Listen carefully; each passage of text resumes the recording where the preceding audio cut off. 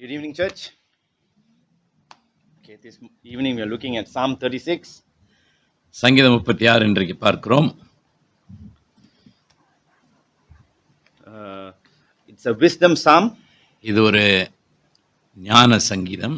Okay, but it has a slight lament and a prayer. கொஞ்சம் புலம்பலும் ஜெபமும் அடங்கி இருக்கிறது. The focus is wisdom. ஆனால் அதனுடைய நோக்கம் ஞானம். By King David.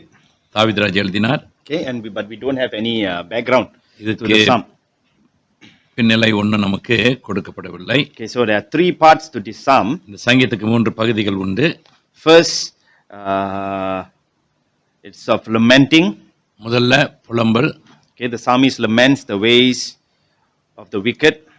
சங்கீதக்காரர் புலம்புகிறார் துன்மார்க்கருடைய வழிகளை குறித்து. Then the psalmist that's verse 1 to 4. பிறகு வசனங்கள் 1 லிருந்து 4 வரைக்கும். Okay. Second part verses 5 to 9. இரண்டாவது பகுதி 5 லிருந்து 9 வரை. You can put the slides up. Will be just put the first slide. Psalmist praises the steadfast love of God.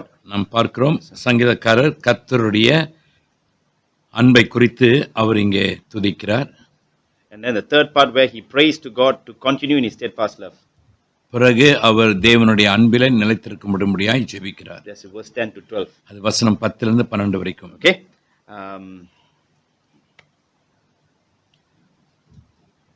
Shall we pray before we look at the word? ஜெபிப்போம் தேவனுடைய வார்த்தையை பார்க்க முன்பாக. Dear Father God, we pray even as we read your word. அன்புள்ள அப்பா பிதாவே உம்முடைய வார்த்தையை நாங்கள் படிக்கும்போது Teach us. கற்றுத்தாரும். Teach us of who you are. நீர் யார் என்று எங்களுக்கு கற்றுத்தாரும். Show us of your steadfast love. உம்முடைய அன்பை எங்களுக்கு காண்பியும். And lead us in your ways. உம்முடைய வழிகளிலே எங்களை வழிநடத்தும். In Jesus' name. இயேசுவின் நாமத்தில் பிதாவே. Amen. Amen. Okay, so there are three parts. Lament, praise, second praise, third prayer. நம்ம இங்கே பார்க்கிறோம் 3 பகுதிகள் புலம்பல் துதி ஜெபம். Okay, let's look at the first part, which is from verse 1 to 4. வசனம் 1 லிருந்து 4 வரைக்கும் நம்ம பார்ப்போம். Okay, just leave it there. Okay, can we read verses 1 to 4? வசனம் 1 லிருந்து 4 வரைக்கும் வாசிப்போம்.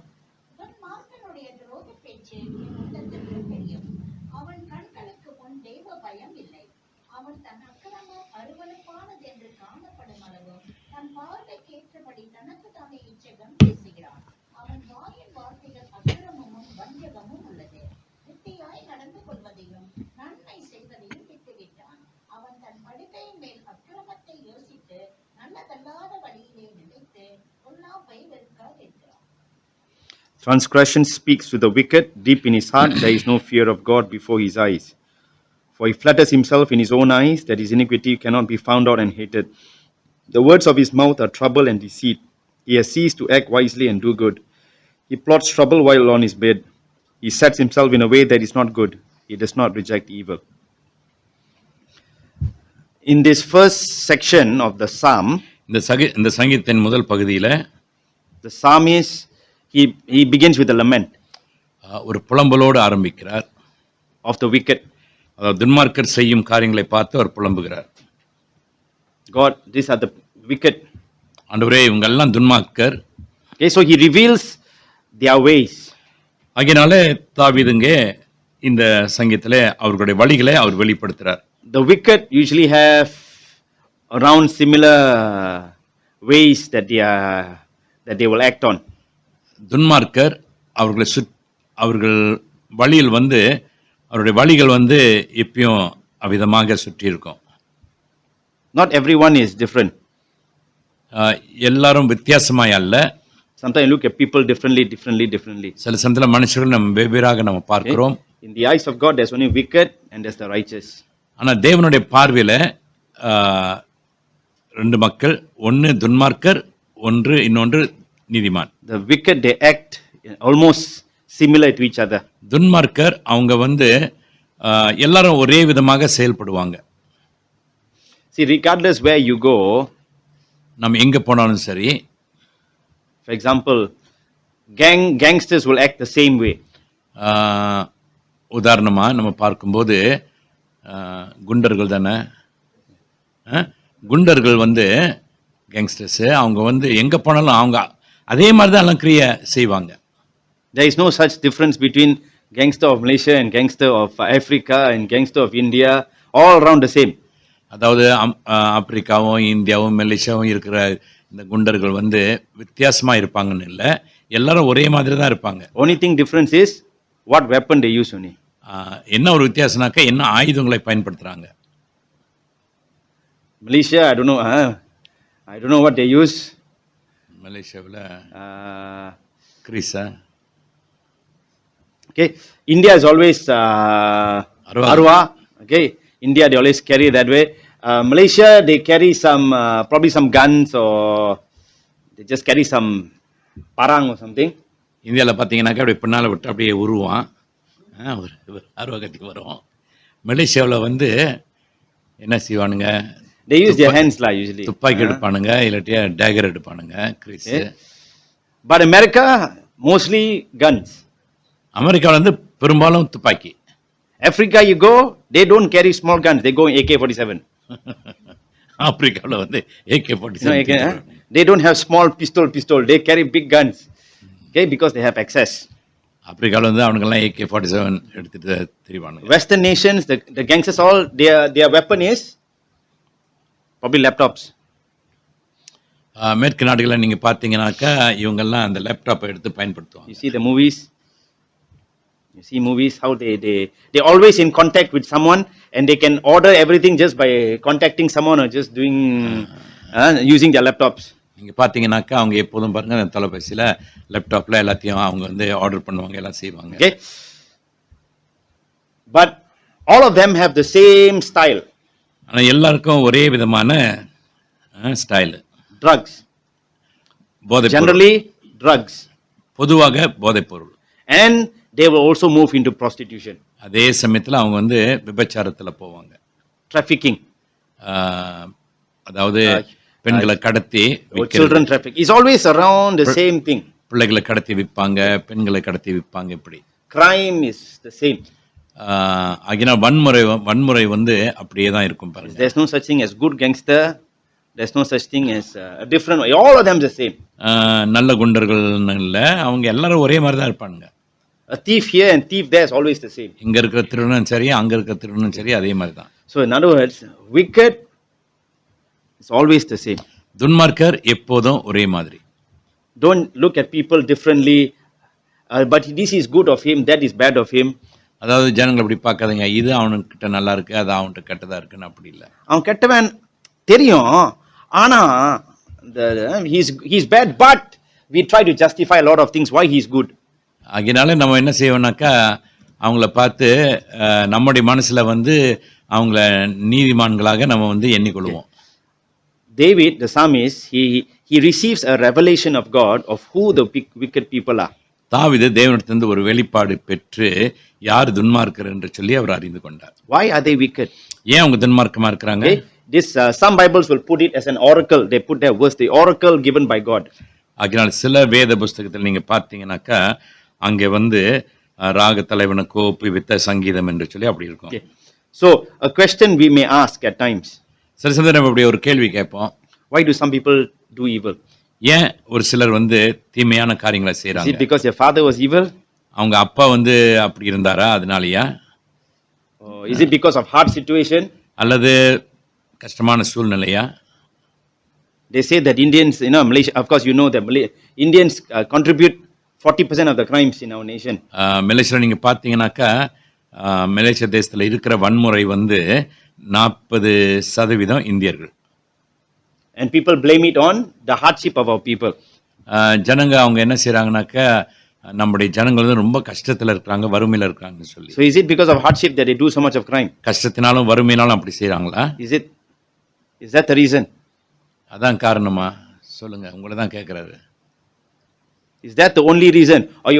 They're so bad la, so poor la, government no one help them la, so they be like this.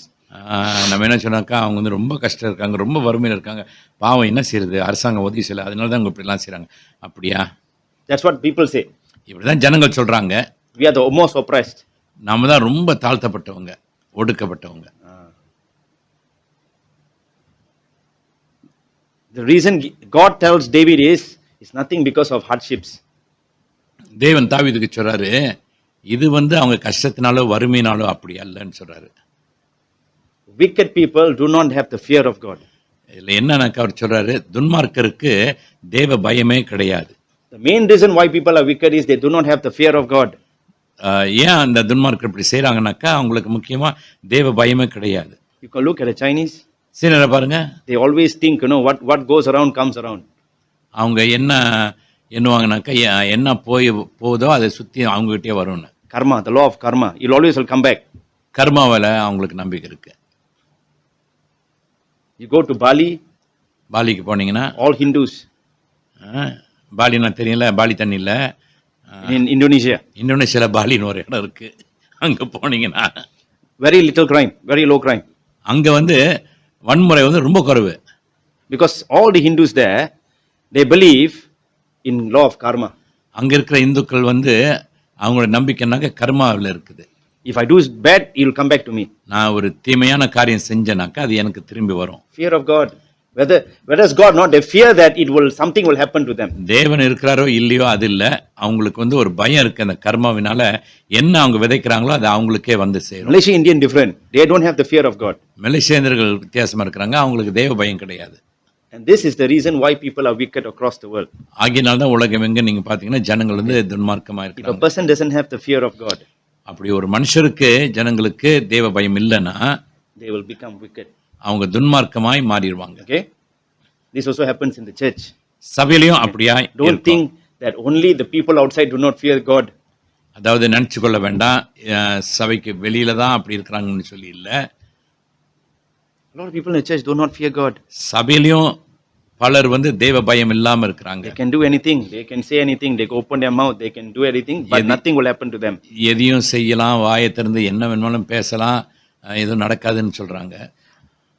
I'm not saying that everyone who fears God, they are always right. அதனால இப்படி நம்ம சொல்லவும் கிடையாது. அதாவது தேவனுக்கு பயப்படுறவங்களா அப்படிதானே. Even I'm not saying the people who fear God are always right. அதாவது தேவனுக்கு பயப்படுறவங்க வந்து எப்போதும் சரின்னு சொல்லி அப்படியும் சொல்லல கிடையாது. Everyone commits wrong. எல்லாரும் தப்பு செய்றோம். If you don't commit wrong, அப்படி நம்ம தப்பு செய்யலனா then you should not be in the church. நம்ம சபையில இருக்க கூடாது. Okay? I think that should be clear to people in the church.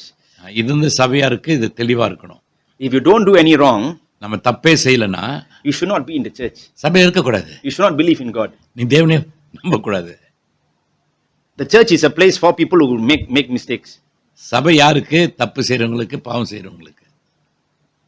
If you are perfect, நீங்க ஒரு தவறும் இல்ல, எல்லாம் right, then you don't need Jesus. A+ இருந்தீங்கன்னாக்க உங்களுக்கு இயேசு தேவையில்லை. Because Jesus came to save sinners. ஏன்னா இயேசு வந்து பாவிகளை தான் You are ரட்சிக்கிறார். not sinners, so why you want to come to Jesus? நீ பாவி இல்ல, அப்ப எதுக்கு சபைக்கு வர? Some people, they never do any wrong, never do anything wrong.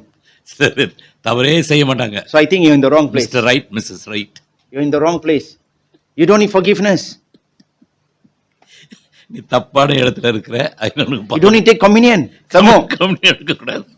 Why? Because you never sinned before in your life. Never sinned before. நீ உன் வாழ்க்கையில பாவமே செய்யல. Okay? The church is a place for people who make mistakes. சபையானது தப்பு செய்றவங்களுக்கு, தவறு செய்றவங்களுக்கு. A church is a place where we come and meet Jesus who forgives our sin. சபை என்பது ஒரு இடம் வந்து நம்ம இயேசுகிட்ட வந்து நம்ம பாவ மன்னிப்பை பெற்றுக்கொள்வது. Everyone commits wrong. அதனால எல்லாரும் தப்பு செய்றோம். But what changes is when we come to know God, we learn the fear of God. என்ன மாற்றம் வருதுனாக்கா நம்ம வந்து தேவன்கிட்ட வரும்போது நம்ம ஒப்புரவாகுகிறோம். We have the fear of God. நமக்குள்ளாக ஒரு தேவ பயம் இருக்கு. What is the fear of God? தேவ பயம்னா என்ன? See, we do a lot of wrongs. நம்ம நிறைய தப்பு செய்றோம். But suddenly, now and then, our conscience will prick us. திடீர்னு அப்பப்ப நம்மளுடைய மனசாட்சி வந்து அப்படியே ஒரு குத்து குத்தும். So what we do, we stop and then we think, did I do something wrong? அப்ப நம்ம அப்படியே நின்று நம்ம யோசிக்கிறோம், நம்ம எதுவும் தப்பு செஞ்சோமா? Okay. This one, a non-Christian, a Christian, both have the fear of God. கிறிஸ்தவன், கிறிஸ்தவ அல்லாதவங்க ரெண்டு பேருக்கும் they have the fear of God. தேவ பயம் இருக்கு. Both also, sometimes their conscience will prick them. ரெண்டு பேருக்கும் மனசாட்சி குத்தும். So they will check every now, not all the time, now and then they will check. and see whether maybe I'm doing wrong. எப்போதும் இல்லை, அப்பப்போ நம்ம வந்து இது மாதிரி உணர்த்தும் போது நம்மளே ஆராய்ந்து பார்க்குறோம், நான் எதுவும் தப்பு செஞ்சிட்டேனா. Okay, if you go and cause someone to bleed, நீங்க யாராவது போய் காயப்படுத்தி ரத்தம் வடிகிறதுக்கு your இருந்துச்சுன்னா conscience will prick you. உங்க மனசாட்சி உங்களை குத்தம். Right? You got there's a conscience prick you if you went and caused someone to bleed. யாரையாவது போய் கத்தி எடுத்து குத்தி வெட்டி ரத்தம் வந்துச்சுனாக்கா உங்களுக்கு மனசாட்சி குத்துமா குத்தாதா? குத்துமா? If never kutrana, then you must check yourself. if you don't feel anything, that means no fear of God. அப்படி உங்களுக்கு மனசாட்சி குத்தலைன்னா, உங்களுக்கு ஒரு ஃபீலிங்கே இல்லைனாக்கா something wrong. Okay, then you're wicked.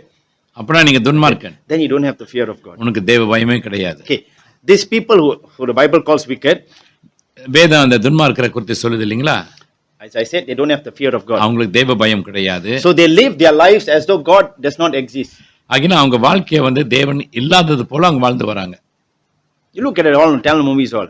Tamil படங்களை பாருங்க. You think they fear God, and the movie, they where God fear God, they will do anything also, they don't fear as though anything will happen to them. Tamil சினிமாவை பாருங்க, அவங்களுக்கு வந்து தேவ பயம் இல்லை, அவங்க செய்யறதெல்லாம் பாருங்க ஒரு பயம் இல்லாதபடிக்கு செய்யறாங்க. Okay, why I'm using Tamil movies? ஏன் தமிழ் சினிமா நம்ம பயன்படுத்துறோம்னா, most of you like to watch. Most, I not say all. நிறைய எல்லாரும் இல்ல, நீங்களா நல்ல மக்கள், ஒரு சில தமிழ் படத்தை நிறைய பார்ப்பாங்க. And it's the same story over and over again. அந்த கதை பழைய கதையை போலதான் சுத்தி வரும். It's always one good fellow, one bad fellow. The bad fellow do all kinds of things, kill here, kill there, hero will come. Sometimes you think the bad fellow got no fear of God. அப்படிதானே? தமிழ் படத்தில் நீங்க பாத்தீங்கன்னா, is there a Tamil movie without gangsters? No. குண்டர்கள் இல்லாத ஒரு படம் இருக்கா? இருக்கும். You must think on God, but you must think because everything same story. Okay, யோசிச்சு பாருங்க, எல்லாம் அதே கதை. Okay, and now we already have hero who is the gangster, right? இப்போ என்ன கொஞ்சம் மாறுது, ஹீரோ தான் குண்டன், Kabali, right? So, hero is the gangster already. Okay, anyway, so for the wicked, repentance is never an option. ஆகினால் துன்மார்க்கனுக்கு மன்னிப்பு, மனம் திரும்புவது is never an option. அது வந்து அவனுக்கு அவசியமே கிடையாது. He will never think about asking forgiveness. அவன் மன்னிப்பு கேட்பது ஆண்டவர்கிட்ட அவன் யோசிக்கவே மாட்டான். Even to say sorry to someone, so he won't say. யார்கிட்ட சாரி சொல்றது கூட அவனுக்கு அந்த எண்ணமே வராது. He won't think about making amends. அவன் சரிப்படுத்துவதற்கு அவன் யோசிக்கவே மாட்டான். He go settle, they don't. அவங்க போய் அதை போய் சரிப்படுத்துமா போக மாட்டான். This is how the wicked moves. இப்படிதான் துன்மார்க்கர் நடப்பாங்க. No fear of God. தேவ பயம் கிடையாது. They never will say sorry. அவங்க சாரி சொல்ல மாட்டாங்க. They will never go and settle. அவங்க போய் சரிப்படுத்த மாட்டாங்க. So when you think about this, sometimes also in the church you find all this. இதை யோசிக்கும் போது சபையில அப்படி கிடக்குது. See, God has created everyone with a conscience. தேவன் எல்லாரையும் ஒரு மனசாட்சியோடு படைத்திருக்கிறார். But how can some people come to this point? ஆனா எப்படி ஒரு சிலர் மனுஷர்கள் வந்து இந்த கட்டத்துக்கு வர முடியும்? Okay. Some people have learned to cover up their thoughts. சிலர் என்ன செய்றாங்கனாக்கா அவங்களுடைய எண்ணங்களை அப்படியே மழுப்புவாங்க. மழுப்புவாங்களா? அதான் கவர் அப் செஞ்சு விடுவாங்க, அப்புறம் அப்படியே மழுப்புவாங்க.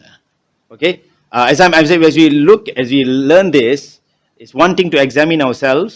இது நம்ம பார்க்கும்போது இது நம்மை ஆராய்ந்து பார்க்கவும், whether I'm like that, நான் அப்படி இருக்கிறேன்னா, or whether the person you're dealing with is like that or kind of person. அல்லது நீங்க யாரு கூடயாவது இந்த மாதிரி ஏதாவது சம்பந்தம் கொண்டிருப்பீங்கன்னா அப்படி இருக்கிறாங்களா? No point fighting with a stubborn mule. அதாவது ஒரு முரட்டான கழுதையோட சண்டை போடுறதுல அவசியம் இல்லை. Find out what's the problem with the mule first. அந்த கழுதையோட பிரச்சனை என்னன்னு பார்க்கணும். You go pull, alas you நீ fall down. அந்த கழுதையை போய் இழுத்தீங்கன்னா நீங்க தான் விழுந்து போவீங்க. Alas you நீ get kicked. கடைசியில உங்களுக்கு ஒரு எத்து கிடைக்கப்பட்டால. So this is revelation from God. இது தேவனிடத்தில் வந்த ஒரு வெளிப்பாடு. What David says, தாவீது என்ன சொல்றாரு? These people have covered their thoughts. இவங்க எல்லாம் பாருங்க அவங்களுடைய எண்ணங்களை அப்படியே மூடிக்கிட்டாங்க. So they will not be able to feel or discover who they are inside. ஆகினால் அவங்களுக்குள்ளாக அவங்க யார் என்று சொல்லி அவங்க உணர முடியாத படிக்கு அந்த மாதிரி ஒரு நிலைக்கு போயிட்டாங்க. They tutup everything. எல்லாத்தையும் மூடிட்டாங்க பாருங்க. தெரியாத மாதிரி இருந்துடுறாங்களே. They cannot feel what they are doing. அவங்க செய்யறது அவங்களுக்கு வந்து உணரவே முடியாது. If they find out who they are inside, they will hate themselves. அவங்களுக்குள்ளாக அவங்க யார் என்று சொல்லி அவங்க உணர்ந்தாங்கனாக்கா அவங்கள தாங்களே Okay? வெறுத்து That's what he கொள்வாங்க. says in verse 2. வசனம் 2 அப்படி சொல்லுது பாருங்க. They don't want to know who they are in the inside. நீங்க பாத்தீங்கன்னாக்கா அவன் தன் அக்கிரமம் அருவருப்பானது என்று காணப்படும் அளவும் தன் பார்வைக்கேற்றபடி தனக்கு தானே இச்சகம் பேசுகிறான். So they will never go in front of a spiritual mirror. அதனால ஒரு ஆவிக்குரிய கண்ணாடிக்கு முன்பாக போக மாட்டாங்க. They don't want to know who is in the inside. அவங்க உள்ளுக்குள்ள யார் இருக்கிறாங்கன்னு சொல்லிட்டு அவங்க பார்க்க ஆசைப்பட மாட்டாங்க.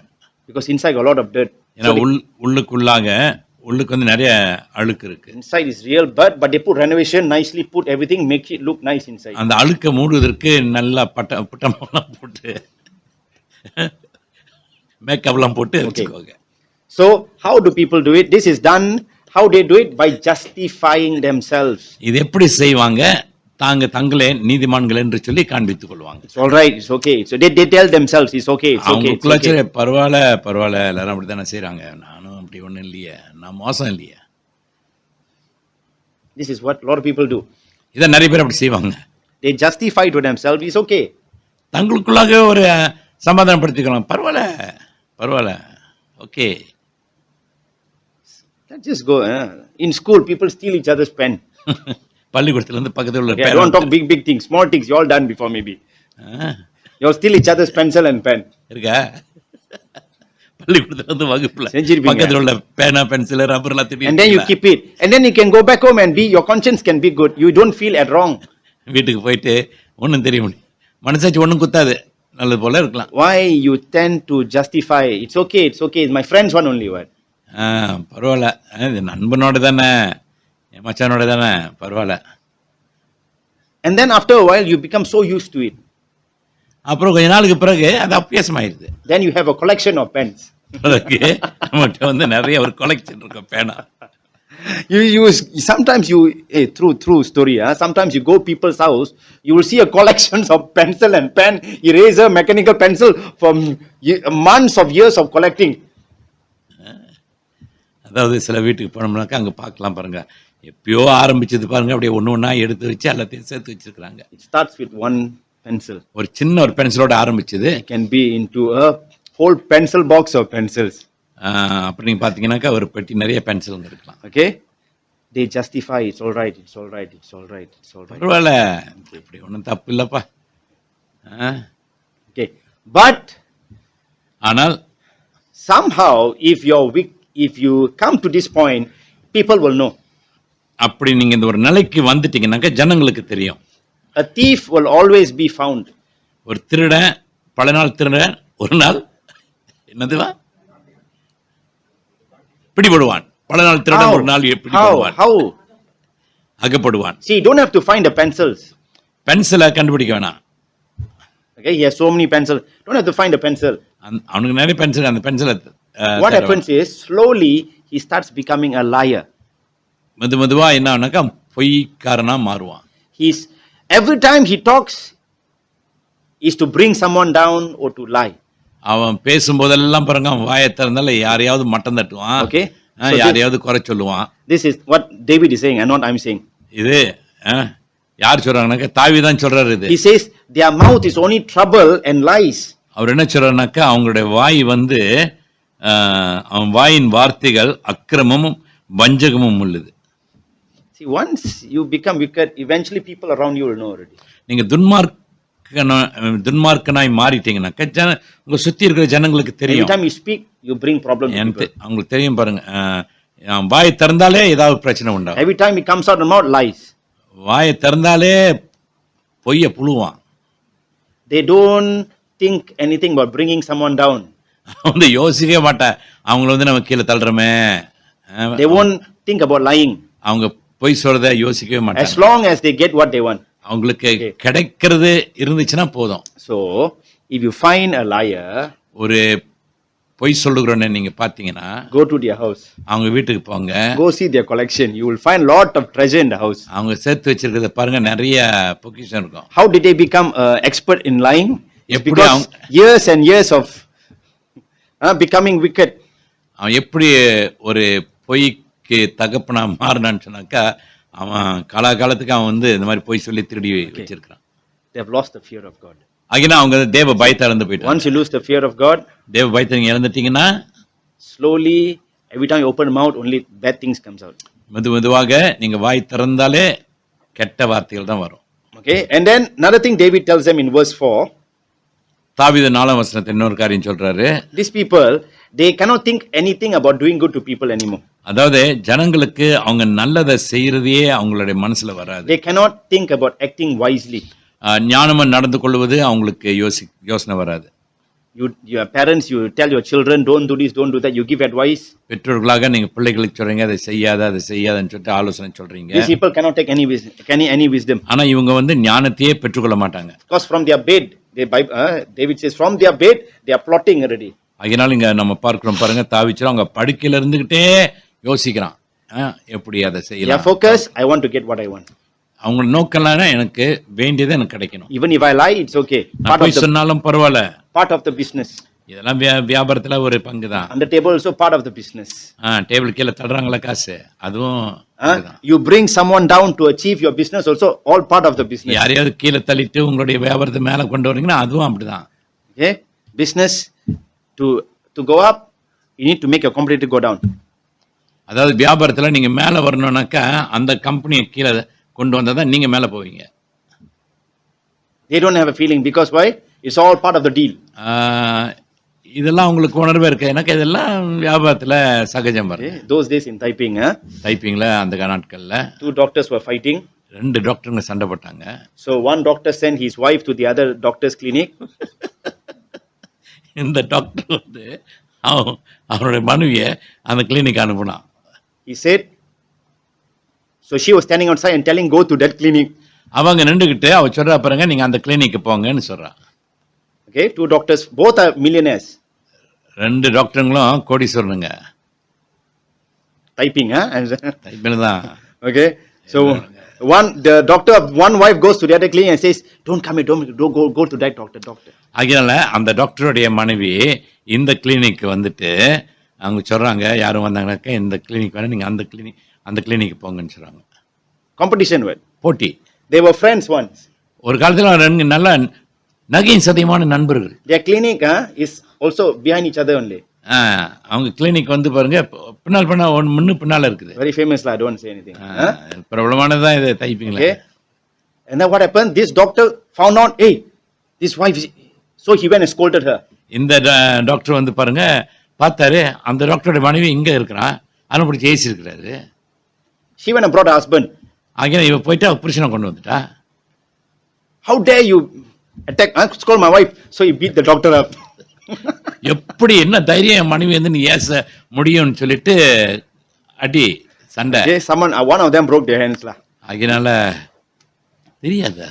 Okay. டைப்பிங்ல தான் நடந்துச்சு. Okay, I know this because one of the son was my classmate. எனக்கு அந்த டாக்டரோட பையன் வந்து இவருடைய ஸ்டூடெண்ட் நண்பர்கள். Both rich men lah. Competition. See, they don't care because as long as I get what they want, what I get, அதான் எனக்கு கிடைச்சா போதும், அதனால என்ன நடந்தாலும் சரின்னு சொல்லிட்டு dirty tactics all doesn't matter. அவங்க வந்து இல்லாத இதெல்லாம் அட்டகாசலாம் பண்ணி சண்டை போட்டு. The problem of all this is no fear of God. இதுக்கு எல்லாம் முக்கிய காரணம் வந்து தெய்வ பயம் கிடையாது. Their mind covered. It's okay. பரவாயில்ல தஜா பண்ணிக்கோ. Okay, so as I'm talking, as we look at this, not only the world also is guilty, even the church also we are guilty of this. உலகம் மாத்திரம் குற்றம் இல்ல, சபையிலும் குற்றம் இருக்கு. People don't want to take advice. மக்கள் வந்து ஆலோசனை பெற்றுக்கொள்ள விருப்பப்பட மாட்டாங்க. Because they are always right. ஏன்னா அவங்க எப்பயும் right. So this is right. Human problem. இது மனுஷனுக்குள்ளாக இருக்கிற ஒரு when we come to Christ, கிறிஸ்துவண்டலம் வரும்போது then this must be the first to change. இதுதான் நம்முடைய வாழ்க்கையில மாற வேண்டிய முதல் காரியம். I don't want to deal too much on that. Let's go to verses 5 to 9. வசனம் 5ல இருந்து 9க்கு நம்ம போவோம். கர்த்தாவே, உமது கிருபை வானங்களை விளங்குகிறது. உமது சத்தியம் மேக மண்டலங்கள் பரியந்தம் எட்டுகிறது. உமது நீதி மகத்தான பர்வதங்கள் போலவும் உமது நியாயங்கள் மகா ஆழமாகவும் இருக்கிறது. கர்த்தாவே, மனுஷரையும் மிருகங்களையும் காப்பாற்றுகிறேன். தேவனே, உம்முடைய கிருபை எவ்வளவு அருமையானது. அதனால் மனப்புத்திரர் உமது செட்டைகளின் நிழலிலே வந்தடைகிறார்கள்.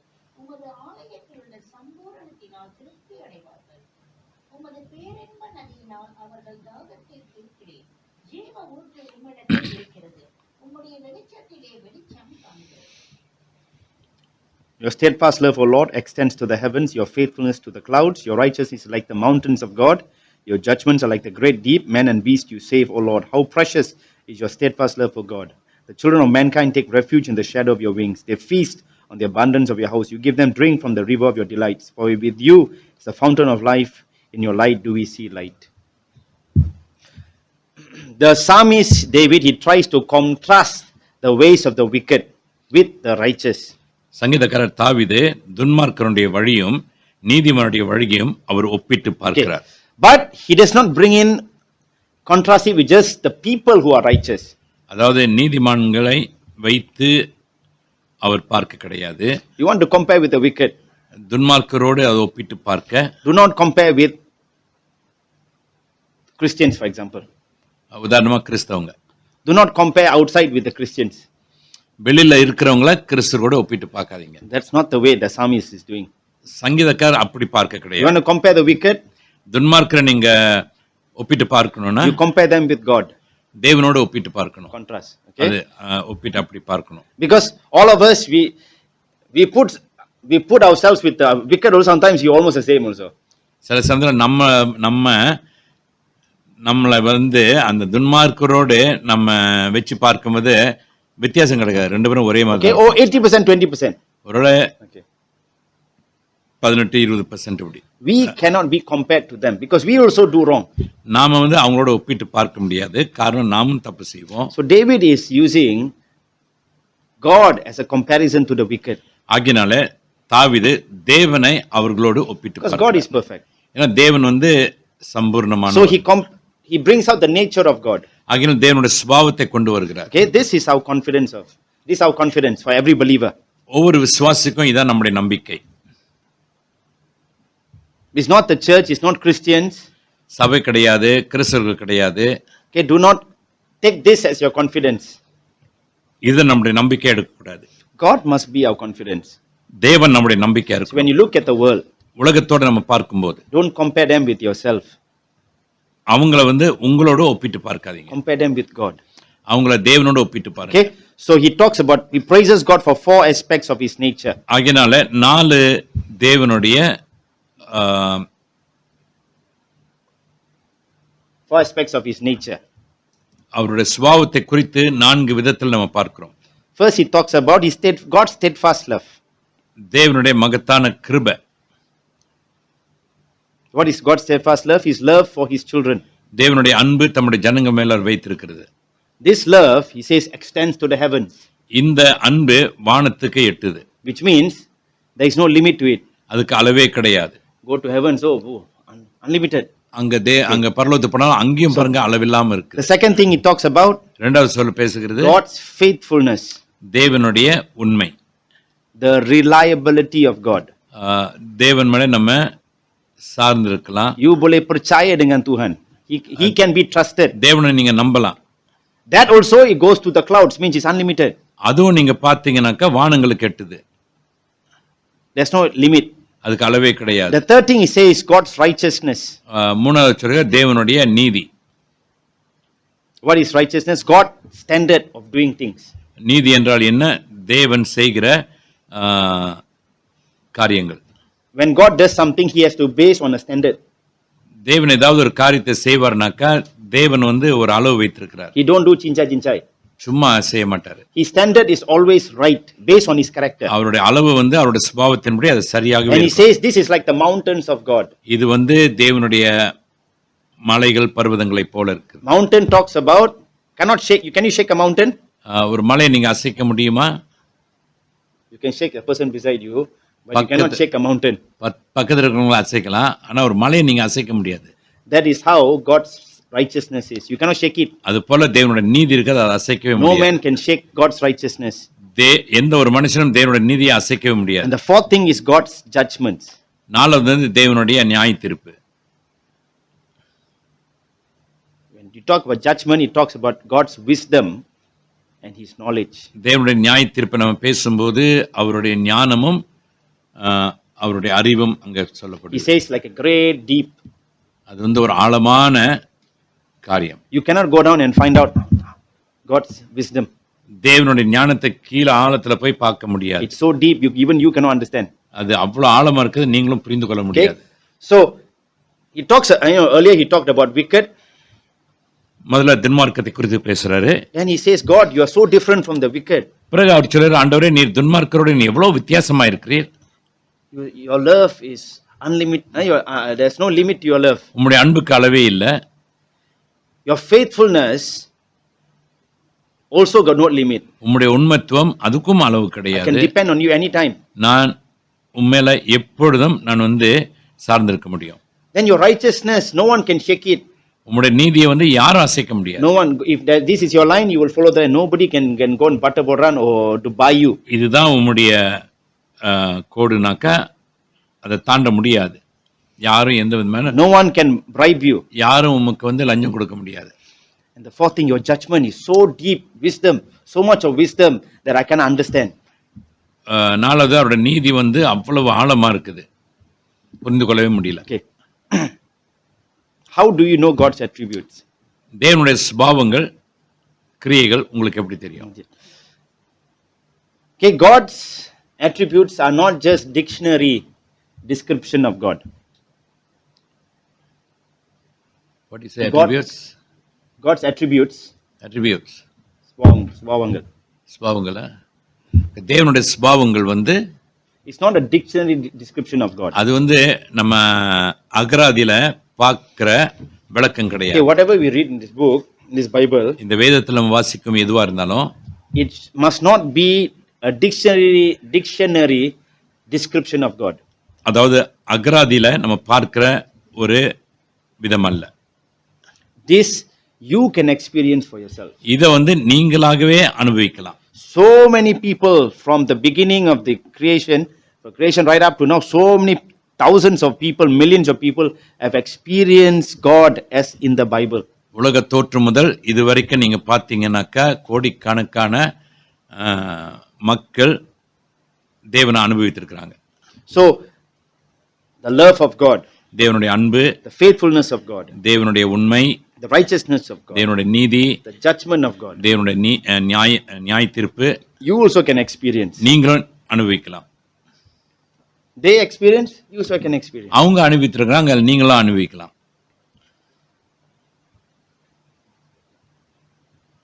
Only then can you know. When you experience this, then only then you can compare with the wicked. இதை நீங்க அனுபவித்திருந்தாதான் நீங்க வந்து ஒப்பிட்டு பார்க்க முடியும். And the psalmist says in சங்கீதக்காரர் சொல்லுகிறாரு verse 7, வசனம் okay, 7ல as he says that, so he says, God, I've experienced your love.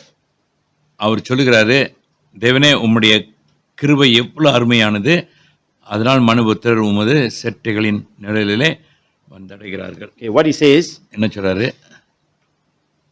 I've experienced it myself. அவர் சொல்றாரு, நானே அதை அனுபவித்திருக்கிறேன். It's the most prized possession a person can have. இதுதான் ஒரு மனுஷனுக்குள்ளாக தான் பெற்றுக்கொள்கிற ஒரு விலையேறப்பட்ட He பொக்கிஷம். says, having the love of God is finding refuge in a time of storm. தேவனுடைய அன்பை பெறுவது, அதாவது ஒரு புயல் சமயத்துல அடைக்கலம் பெறுவது. For those riding motorbike, யாரெல்லாம் மோட்டார் சைக்கிள் ஓட்டுறீங்களோ, heavy rain comes, ஒரு பெருமழை வருது, and you rush home, நீங்க வீட்டுக்கு தீவிரமா வரீங்க, and then finally go in the rain, and then finally you find a spot where you, in your house, probably in your porch, finally under your porch, and it's like கடும் free from the rain. கடும் மழை புயல் மயில் மழை கடும் மழை புயல் நனைஞ்சிட்டு வரீங்க. நீங்க எப்படா வீட்டுக்கு நம்ம போய் சேருவோம்னு வந்து அந்த போச்சில் வந்த உடனே ஒரு பெரிய ஒரு விடுதலை போல இருக்கும். The rain is still going on. மழை வெளியே ஊத்திக்கிட்டு இருக்கு. But you are in the safe, you are in the safe place right in your house, under the roof. ஆகையினால உங்களுடைய வீட்டிலேயே உங்களுடைய வீட்டு அஞ்சலிலே நீங்க வந்து ஒரு பாதுகாப்பான இடத்துல வந்து David says, இருக்கிறீங்க. that is how I have treasured the love of God. தாவீது சொல்றாங்க, அது போல நான் தேவனுடைய அன்பை நான் பெற்றிருக்கிறேன். There is safety, அங்க பாதுகாப்பு இருக்கு, there is security. அங்க அடைக்கலம் இருக்குது. So he has tasted for himself. ஆகையினால தாவீது தனக்கென்று அவர் அனுபவித்திருக்கிறார். Okay, and then verse 8 to 9. வசனம் 8-9 he tells of the spiritual blessing God has for his people. தேவன் தம்முடைய பிள்ளைகளுக்கு தான் வைத்திருக்கிற ஆசீர்வாதங்கள். He talks about two things. ரெண்டு காரியங்கள் பேசுகிறாருங்க. In verses 8 and 9. வசனம் 8-9. Spiritual blessing that God has for his people. தேவன் தம்முடைய ஆவிக்குரிய ஆசீர்வாதங்கள் தம்முடைய ஜனங்களுக்கு வைத்திருப்பது. Number 1, he says feast on abundance. ஒன்னு நீங்க பாத்தீங்கன்னாக்கா அந்த விருந்து வந்து அளவில்லாமல் இருக்குது. In your house, உம்முடைய வீட்டில, which is the sanctuary. தேவாலயம் அது. Second thing, he says you will give them drink from the river of your delights. பிறகு அவர் சொல்கிறாரு, உம்முடைய பேரின்ப நதியிலே அவர்கள் தாகத்தை தீர்க்கிறாங்க. So the first thing is feasting and drinking.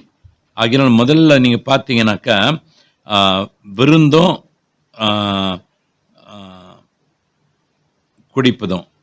Not does not talk about that tannila. It just talks about, it's not a party la. This is not Christmas party. இது கொண்டாட்டம் இல்ல இது. Okay, where free flow of food and free flow of beer. It's not that. அங்க இலவசமான சாப்பாடும் விருந்தும் இலவசமான பீரும் தண்ணியும். It's not talking about that. அது இல்ல. Okay. For the children of God, தேவனுடைய பிள்ளைகளுக்கு, when they are in the presence of God, அவங்க தேவ பிரசன்னத்தில் இருக்கும்போது they will be satisfied physically and spiritually. அவங்க சரீர பிரகாரமாகவும் ஆவிக்குரிய பிரகாரமாகவும் அவங்க வந்து திருப்தியா இருப்பாங்க. You are a child of God. நீங்க தேவனுடைய பிள்ளையா இருப்பீங்க. Now he talks about the love of God, இங்க தேவனுடைய அன்பை குறித்து அவர் இங்க பேசுறாரு. He said you are a child of God. நீங்க தேவனுடைய பிள்ளையா இருப்பீங்கனாக்கா, this is the spiritual blessing for you. இதான் ஆவி உங்களுக்கு தேவன் வைத்திருக்கிற ஆவிக்குரிய ஆசீர்வாதம். Feasting and drinking in the sanctuary. அதாவது அவருடைய ஆலயத்துல சம்பூரணத்தில் திருப்தி அடைந்தவர்களாய், and the river of God. தேவனுடைய பேரின்ப நதியில். Means physically you are satisfied. சரீர பிரகாரமாக நீங்க திருப்தி அடைவீங்க. Spiritually also satisfied. ஆவிக்குரிய ரீதியிலும் நீங்க திருப்தி அடைவீங்க. You are filled. நீங்க நிரப்பப்பட்டிருக்கிறீங்க. Okay, second thing. இரண்டாவது verse 9. வசனம் 9. It says, talks about a fountain of life. அதாவது இங்க வந்து ஒரு ஜீவ ஊற்றை குறித்து பேசுகிறது. And it talks about a light. அதே சமயத்துல ஒரு வெளிச்சத்தை குறித்து பேசுகிறது. So life and light. ஜீவனும் வெளிச்சமும். Life talks about favor. Life, ஜீவன் வந்து தேவனுடைய தயவு குறித்து பேசுறது. You know what's favor? தயவு. Favor, God opens, he makes it every favorable to you. தயவு என்று சொல்லும்போது தேவன் வந்து எல்லாவற்றையும் உங்களுக்கு தயவாக நடத்துகிறார். He opens the door. கதவை திறக்கிறாரு. People look at you with a different, with positive image. ஜனங்கள் உங்களை பார்க்கும்போது ஒரு வித்தியாசமாக பார்ப்பாங்க. They are drawn to you. அவங்க வந்து உங்களிடத்துல இழுக்கப்படுவாங்க. Favor of God. தேவனுடைய தயவு. Life. Jeevan. Because there's a fountain of life going inside. ஏன்னா ஒரு ஜீவ ஊற்று உங்களுக்குள்ளாக போய் கொண்டே இருக்குது. Light talks about understanding. வெளிச்சம் வந்து புரிந்து கொள்வதை குறித்து பேசுது. Light leads you to, it lets you see. வெளிச்சம் வந்து பாருங்க உங்களுக்கு பார்க்க உதவி செய்கிறது. Which talks about spiritual understanding. அதாவது ஆவிக்குரிய புரிந்து கொள்ளுதல்.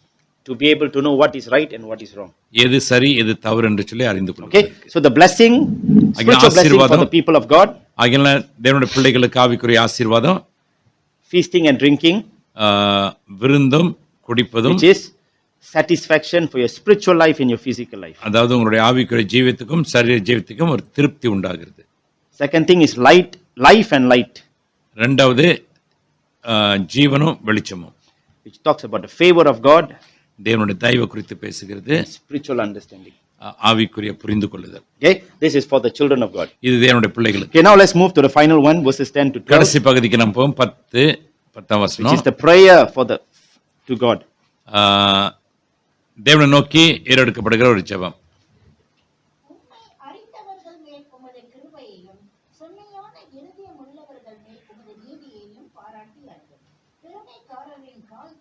வராமலும் உன் மார்க்கருடைய கை என்னை பறக்கடிக்காமலும் இருப்பதாக. அதோ அக்கிரமக்காரர் விழுந்தார்கள், எழுந்திருக்க மாட்டாமல் தள்ளுண்டு போனார். Oh, continue your steadfast love to those who know you, your righteousness to the upright of heart. Let not the foot of arrogance come upon me, nor the hand of the wicked drive me away. There the evildoers lie fallen, they are thrust down, unable to rise. So in the last final 3 verse, கடைசி 3 வசனங்களிலே the psalmist prays to God for 3 things.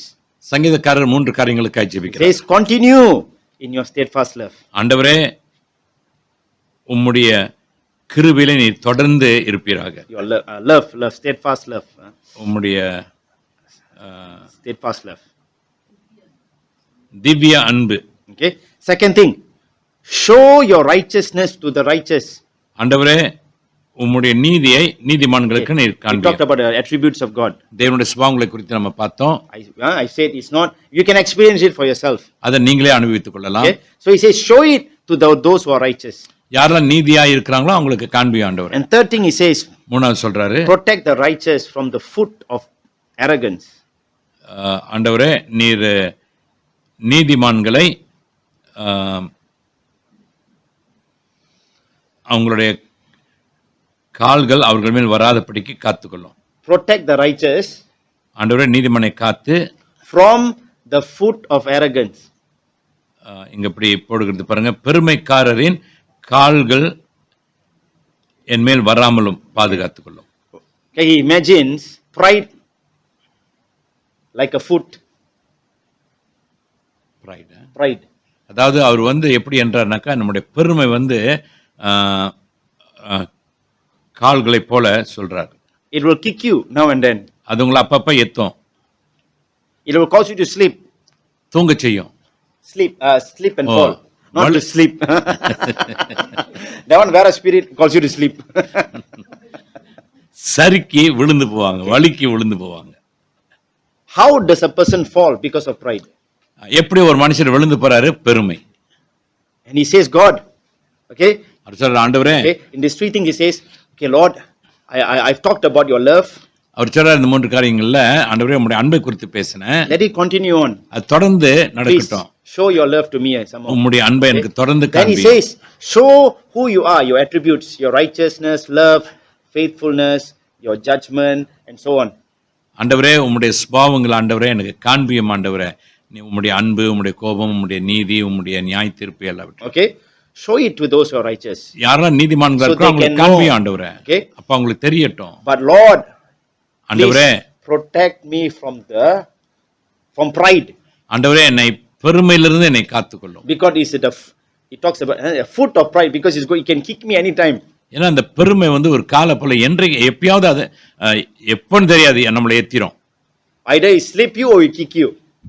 ஒருவேளை நீங்க சறுக்கி விழுந்துருவீங்க அல்லது உங்களை ஏத்திரும். He is so fearful of pride. அவர் பெருமையை குறித்து ரொம்ப பயப்படுறாரு. Okay, so this is a man. So as he talks, he is telling God, please do not let pride come into my life. What is it?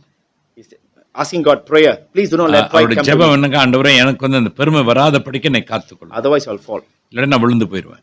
And end up like the wicked. கடைசியில் நான் துன்மார்க்கரை போல நானும் காணப்படுவேன். He ends in verse 12.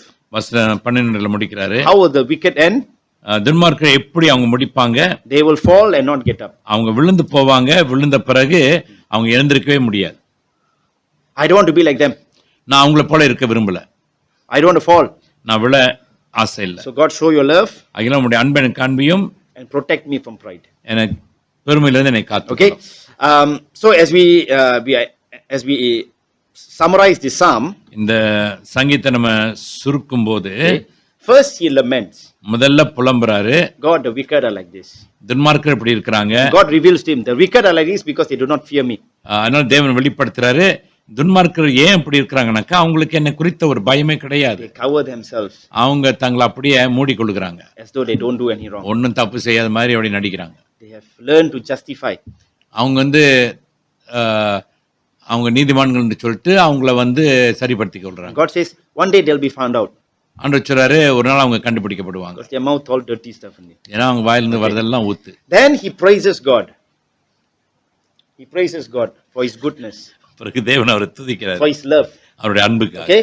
He says, God, you are different from the wicked. பிறகு அவர் சொல்றார், ஆண்டவரே நீ துன்மார்க்கருக்கும் நீ துன்மார்க்கத்திலிருந்து வித்தியாசமா இருக்கு. Then he talks about the nature of God. பிறகு தேவனுடைய சுபாவத்தை குறித்து God's பேசுறார். love, தேவனுடைய அன்பு, God's faithfulness, தேவனுடைய உண்மை, God's righteousness, தேவனுடைய நீதி, God's judgment. தேவனுடைய நியாயத்தீர்ப்பு. God, he says, this one, no one can, it's so high and no one can change anything. அவர் சொல்றார், ஆண்டவரே இவைகள் எல்லாம் உயரமா இருக்குது ஆண்டவரே, யாரும் அதை மாற்ற முடியாது. There's no limit to it. அதுக்கு அளவே கிடையாது. I have tasted it for myself. நான் வந்து I அனுபவித்திருக்கிறேன். tasted the love of God. நான் தேவனுடைய அன்பை He ருசித்திருக்கிறேன். says, this is the spiritual blessing you have given your people. ஆண்டவரே இது உம்முடைய பிள்ளைகளுக்கு நீ கொடுத்திருக்கிற ஆவிக்குரிய ஆசீர்வாதங்கள். To be satisfied in your presence. உம்முடைய பிரசன்னத்திலே திருப்தியா இருப்பது. Physically, I'm satisfied. சரீரப்பிரகாரமா நான் திருப்தியா இருக்கிறேன். Not coming here, this pain, that pain, all the time, that நான் pain. வந்து அங்க வலிக்குது, இங்க வலிக்குது, அங்க வலிக்குதுன்னு சொல்லிட்டு அப்படியே God gives you வரல. everything you need. தேவன் உங்களுக்கு வேண்டியதெல்லாம் Cukup கொடுக்கிறார். makan. போதுமான சாப்பாடு. Your emotion also cukup, naik. Not stress. உங்களுடைய உணர்வுகளும் பாருங்க போதுமா இருக்கும். Children of God should not be stressed also. தேவனுடைய பிள்ளைங்களை ரொம்ப அழுத்தம் பெறக்கூடாது. Stress, like come to just stress all the time. But யாரு? we come just to stress sometimes. We come to just to stress. But that's not a plan of God. நம்ம வரும்போதும் பாருங்க அழுத்தத்தோட வந்துடுறோம். Okay? That's not how God. In the presence of God, there's always a freedom in our spirits and in our physical. தேவனுடைய பிரசன்னத்துல அப்படியே ஒரு விடுதலை.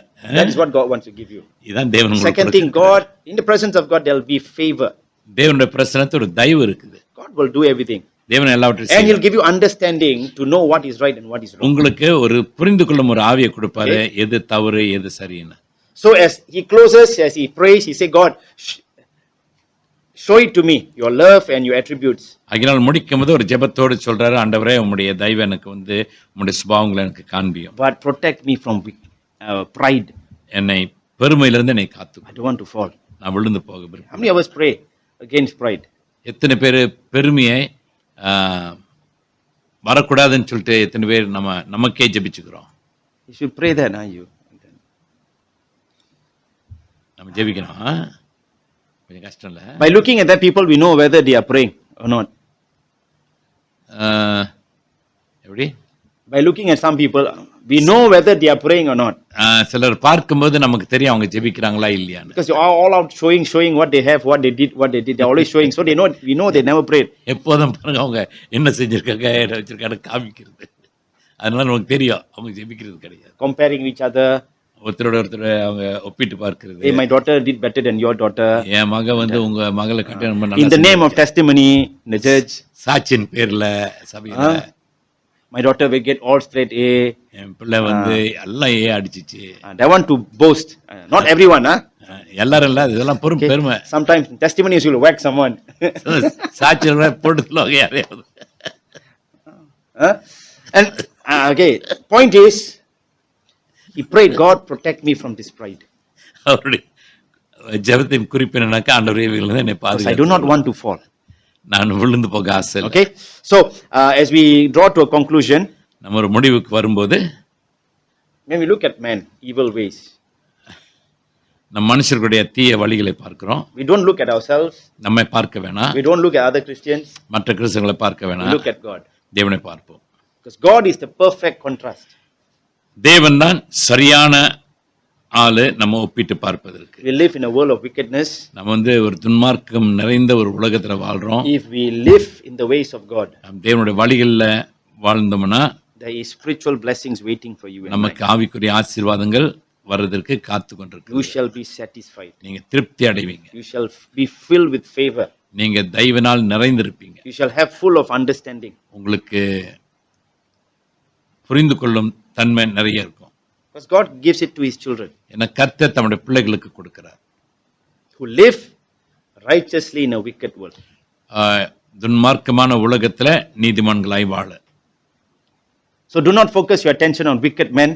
ஆகையினால உங்களுடைய கவனம் உங்களுடைய என்ன வந்து பாருங்க துன்மார்க்கரை பார்த்து இல்ல. Focus your attention on God. நீங்க தேவனை நோக்கி பாருங்க. Shall we pray? ஜெபிப்போம். Father God, even as we study your word, ஆண்டவரே உம்முடைய வார்த்தையை நாங்கள் படிக்கும்போது we see how good you are. நீர் எவ்வளவு நல்லவர் என்று நாங்கள் பார்க்கிறோம். your steadfast love, தேவனுடைய அன்பு, your faithfulness. உம்முடைய உண்மை, There's no limits. அதுக்கு அளவே கிடையாது. Teach us who you are, ஆண்டவர் நீர் யார் என்று எங்களுக்கு கற்றுத்தாரும். so that we don't know you from a dictionary, ஆண்டவரே, ஒரு அகராதியிலிருந்து நாங்கள் கண்டுபிடிக்காம but we know you by experience, அனுபவத்தினால நாங்க அறிந்திருக்கிறோம். and we know you in our own heart. எங்களுடைய சொந்த இருதயத்தில நாங்கள் அறிந்திருக்கிறோம். In Jesus' name. இயேசுவின் நாமத்தில் பிதாவே. Amen.